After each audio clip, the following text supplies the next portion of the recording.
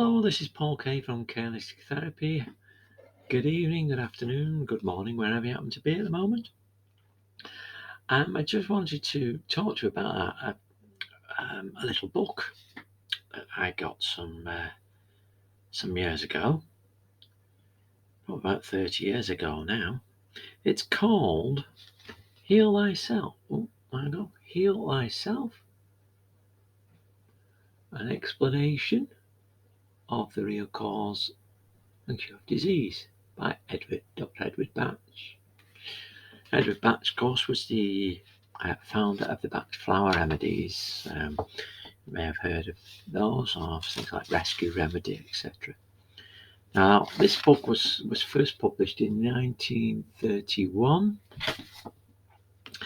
and it's dedicated to all who suffer or who are in distress. Now, I just want to read a little bit from this book, just from the first chapter, because it's very relevant to what we're doing today, and how disease is still viewed by modern medicine. Okay. The main reason for the failure of modern medical science is that it is dealing with results and not causes.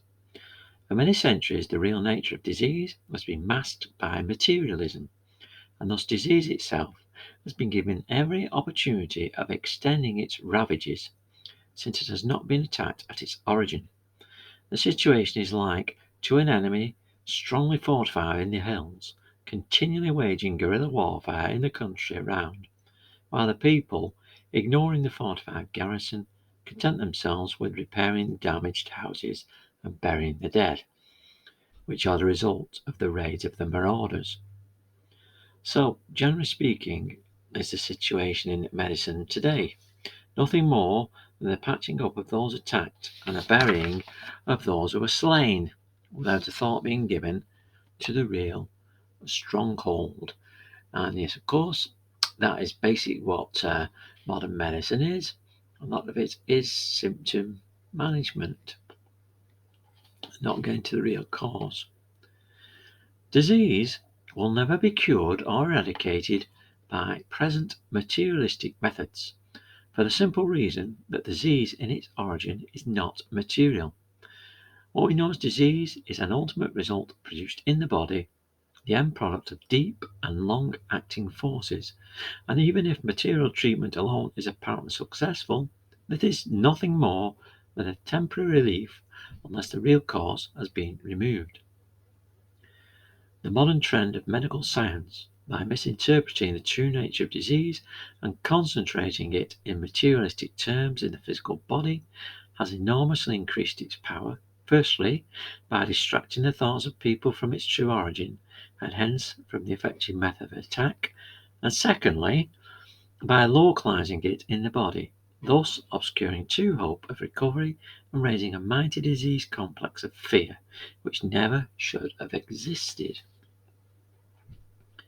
Disease is in essence the result of conflict between soul and mind, and will never be eradicated except by spiritual and mental effort. Such efforts, if properly made with understanding, as we shall see later, can cure and prevent disease by removing those basic factors which are its primary cause. No effort directed to the body alone can do more than superficially repair damage, and in this there is no cure, since the cause is still operative and may at any moment again demonstrate its presence in another form. In fact, in many cases, apparent recovery is harmful, since it hides from the patient the true cause of his trouble, and in the satisfaction of apparently renewed health, the real factor, being unnoticed, may gain in strength. And he then goes on to say that one of the exceptions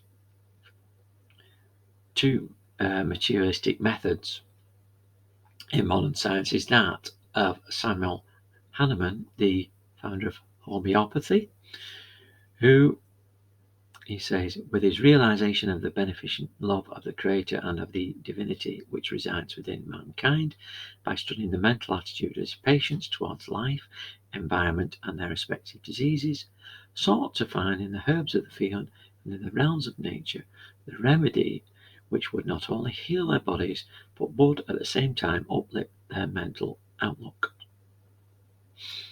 Okay.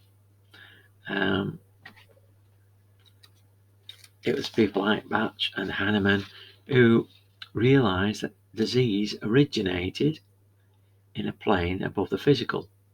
And also Hippocrates and Paracelsus and people like that, and Buddha even. They all knew much of the real nature of disease, and they knew the remedy. That goes on to say what untold misery would have been spared during the last 20 or 25 centuries had the teaching of these great masters of their art been followed.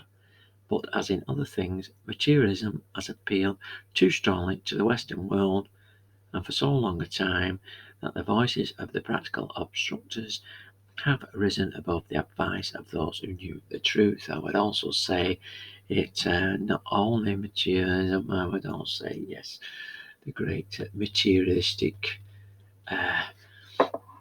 thing that drives a lot of these people is, of course, the old money. Dollars, pounds, gold, whatever. Now, what these people realized is that if you're going to tackle a disease successfully, you can't treat it on the same plane. So, treating something that's manifested physically is not going to be 100% successful unless you treat a higher plane, a plane above it, which could be the mental, it could be the spiritual level. I would thoroughly recommend this little book. I mean, I was told years ago that, come back to this and keep it in your bedside cabinet and read it every now and again. And I have, and I read it every periodically. I do go through it again. I realise that a lot of the principles in here are very relevant, with new knowledge, new information that I've come across. I've read from other people that book is, well, years ahead of its time, really, and very relevant. Interesting that we now have the post-materialistic hypnotherapy and psychotherapy, which has been developed by Martin Rothery.